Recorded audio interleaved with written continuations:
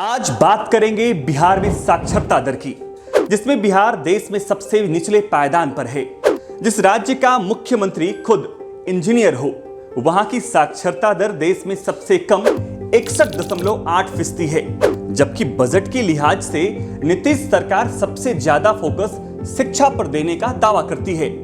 इसके बावजूद राज्य के 1/3 से भी ज्यादा लोग निरक्षर हैं। बिहार में पुरुष साक्षरता दर 70.32% है और महिला साक्षरता दर 53.57%, जबकि राष्ट्रीय औसत 74.04 है।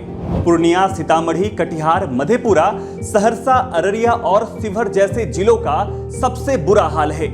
इन जिलों की साक्षरता दर 55% से भी नीचे है। बिहार सरकार ने अपने सबसे बड़े बजट, शिक्षा बजट का किस तरह दुरुपयोग किया है, वो भी सुनिए। वित्त वर्ष 2023-24 के बजट में बिहार सरकार ने शिक्षा पर सर्वाधिक 40,450 करोड़ रुपए खर्च करने की बात कही, जबकि वित्तीय वर्ष 22-23 के बजट में राशि 39,191 करोड़ रुपए थी। तो सवाल ये उठता है कि शिक्षा के नाम पर नीतीश सरकार जो हजारों करोड़ रुपए खर्च करती है, वो जाता कहां है।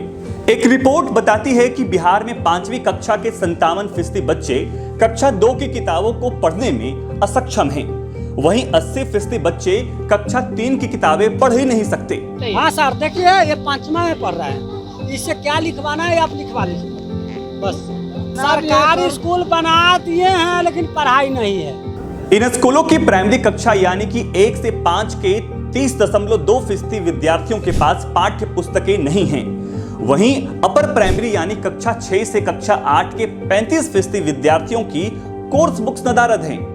जबकि सरकारी विद्यालयों में बच्चों तक किताब पहुंचाना सरकार की जिम्मेदारी है।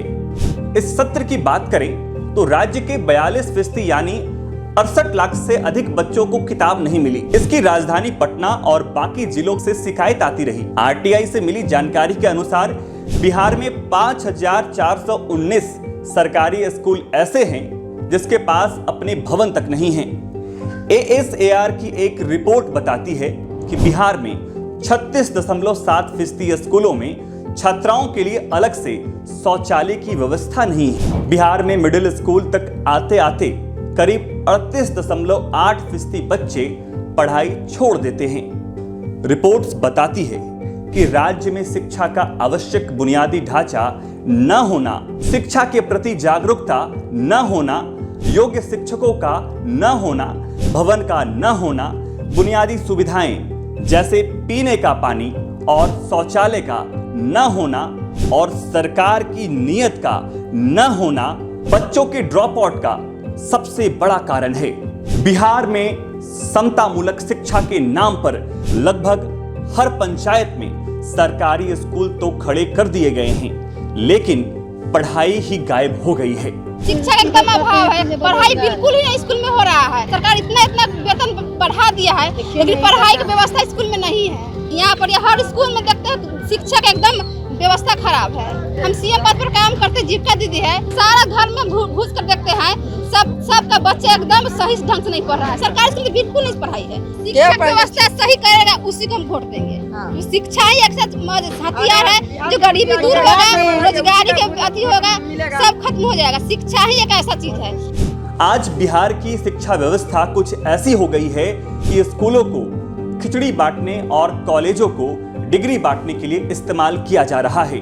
आपको बिहार में संविदा पर लाखों की संख्या में शिक्षकों की नियुक्ति याद होगी। नीतीश सरकार की नियोजन प्रक्रिया में इतनी खामियां रही कि बड़ी संख्या में फर्जी डिग्री वाले शिक्षक भी नियुक्त हो गए। बाद में पटना हाईकोर्ट को बीच में आना पड़ा। 2014 में कोर्ट ने फर्जी डिग्री या सर्टिफिकेट के आधार पर शिक्षक की नौकरी प्राप्त करने वालों को खुद इस्तीफा देने का आदेश दिया और कहा था कि स्वयं इस्तीफा दे दें तो कार्रवाई नहीं की जाएगी। गिरफ्तारी के डर से 1500 शिक्षकों ने इस्तीफा दे दिया था। तो सोचिए, इंजीनियर नीतीश बाबू ने शिक्षा व्यवस्था को ध्वस्त कर किस तरह बिहार के बच्चों के भविष्य के साथ खिलवाड़ कर दिया है। ये नीतीश कुमार के कार्यकाल के सबसे काले अध्याय के तौर पर है। कई लोगों को लगता है कि विद्यालय में जो पढ़ाई है वो इसलिए नहीं हो रही है कि शिक्षकों की गुणवत्ता अच्छी नहीं है। ये आपका भ्रम है।